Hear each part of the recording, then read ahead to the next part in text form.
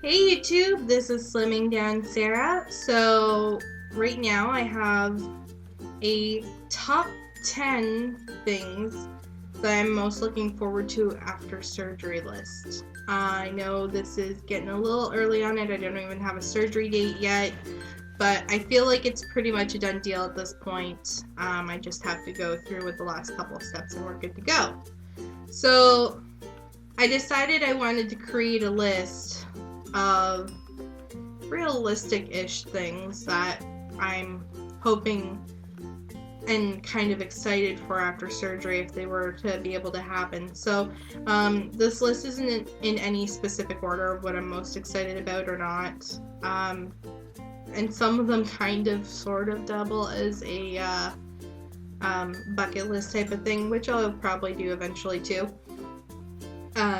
Just once I get all my information together about what all I want from my bucket list stuff. So for now, let's start off with number 1. And I'm sorry I'm going to keep looking down here because I had to write this all down to keep my brain on track. ADD brain, I'm all over the place. And unless I have something in front of me to tell me what I'm going to think next, I just kind of ramble on and go. So, number 1, roller coasters and water slides with no restrictions. I love roller coasters. I used to go to Canada's Wonderland all the darn time. And I haven't been on a roller coaster in a very long time, at least 6 years. And that even last time I went, I was at not even my highest weight. I wasn't even close to my highest weight. I was like 60 pounds smaller, and trying to get on some of the rides was really kind of pushing it, and I couldn't get on some of the rides at all, like the Behemoth. They had like a seat thing that you could test yourself out in the front first, and there was just no way I was going to be able to get on that ride. I couldn't fit in the seat properly. So no weight restrictions, no size restrictions. I just want to be able to go to a theme park like Canada's Wonderland or Calypso and not have to worry about it at all. I think that's one of the things I'm actually a little bit the most excited about once I get down in weight. Number 2, whitewater rafting. Whitewater rafting, I've done it before a couple of times now.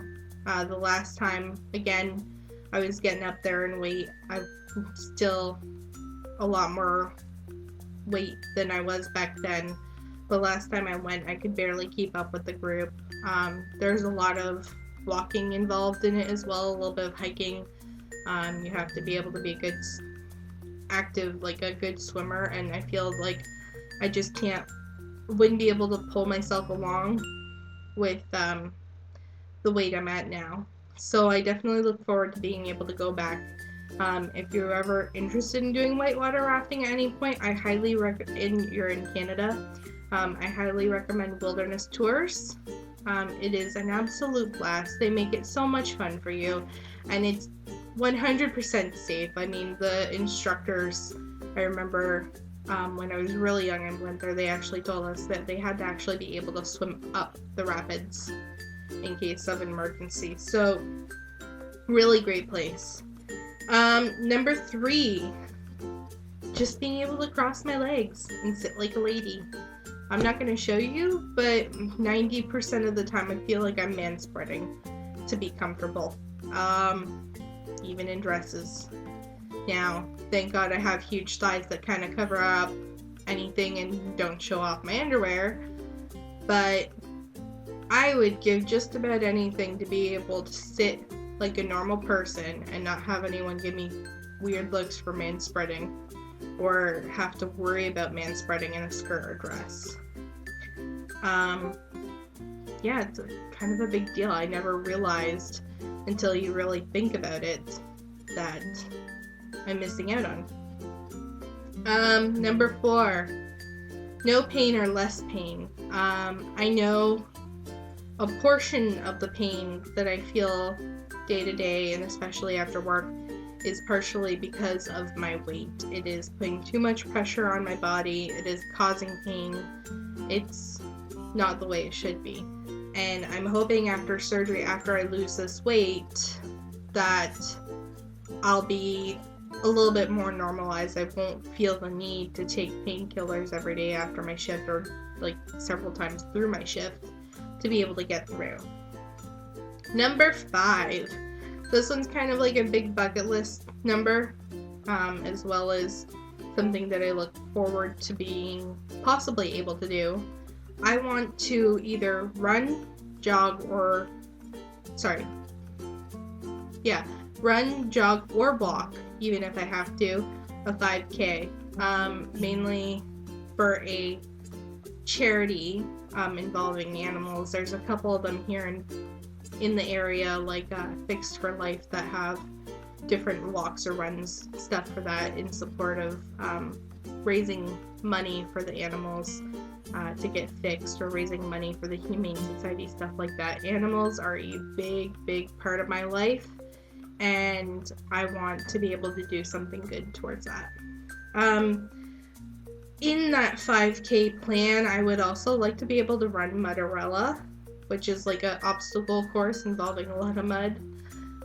It looks like a lot of fun. It looks like something that I would actually have fun doing, even though I'm generally not a runner type. It just looks like something that I think maybe I might be able to find a way to enjoy after I lose weight. Same with Run or Die. That's the one where they throw the color powders at you. Number 6. Fit comfortably in a normal bra. Sad to admit this, but I have the most impossible time finding a bra that fits me. And I don't think I even wear them properly that fit me at this point. I was not blessed with the big booby gene when I get bigger. I have pretty small ladies still. They're not too small, but they're small enough that any bra with a big enough band for my size normally don't have a small enough cup. I'm like a C. And most of the bras that I've been able to find that would fit me around properly are like double Ds and bigger. So I have basically stooped to only wearing sports bras for the most part, and the odd occasional bra that I've been able to find that kind of sort of fits properly, but will make it what it is, right? Number 7, not sweating so much. I sweat sitting down in the middle of winter sometimes. I sweat all the time. I sweat just sitting down now. Even without like drastic heat, I find that I feel like I'm sweating all the time, and I'm kind of tired of sweating. I'd like to be able to wear a full face of makeup and not just sweat it right off. You see me all made up in these videos most of the time.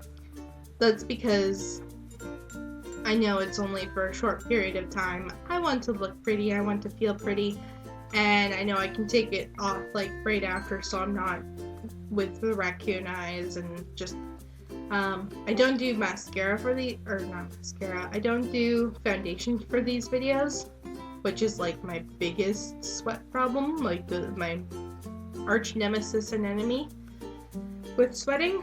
But I would like to be able to go out and not worry about having to like dab off sweat and pulling up all my makeup with it. I don't usually put on makeup for work anymore, just because of the case that I end up sweating so profusely that I just have given up. What have we got here? Number 8, right? Yeah, number 8. Having extra energy to move, to do stuff, to maybe volunteer at like a humane society or something. Having extra energy where I feel like I have time in my life. I think that if I had more energy, I would feel less like I'm running out of time for everything. Number 9. to be active and to not let my weight limit me. If I were to lose weight, I feel like I could actually get into back into enjoying working out and stuff. I used to enjoy it a long time ago. I loved yoga. But now being so big, I feel like my weight really does limit me in what I can do to be active. I find the only thing that doesn't hurt being active is usually mostly swimming. Some walking, but after that my knee starts to hurt sometimes as well. So I'm looking forward to that. And drumroll, number 10 is to be in public and not worry about how other people are looking at me. I've gotten a few of those looks in my lifetime. I've gotten worse than the looks as well, but I mean, to go out into public and if someone's looking at you, not to automatically think, oh great, they're looking at the biggest girl in the area right now. But to instead think, yeah, sure, check me out, look at me, I look good. I would love to gain that confidence back. I would love to be able to look at other people and know they're not judging me for my weight. Because that's happened a couple times. It even happened at Calypso. The guy was blatantly just staring at my boyfriend and I and didn't seem to realize, you know, some human decency stopped making us feel like we're the sideshow. My boyfriend's weighs almost about as much as I do, but he is very tall and it doesn't look like he weighs that much. But me, I know I'm kind of short, stubby, and, you know, out there. So I definitely look forward to not feeling those weird looks behind me or seeing them directly myself. Anyways, thank you for watching my video. If you like them, please like the videos, subscribe, or comment. I want to hear from you guys one way or another. Let me know what your dreams are, what your bucket list is, or what you're most looking forward to after surgery if you're planning on having it. Or what it was if you've already had it. Anyways, thank you for watching, and I'll see you again soon.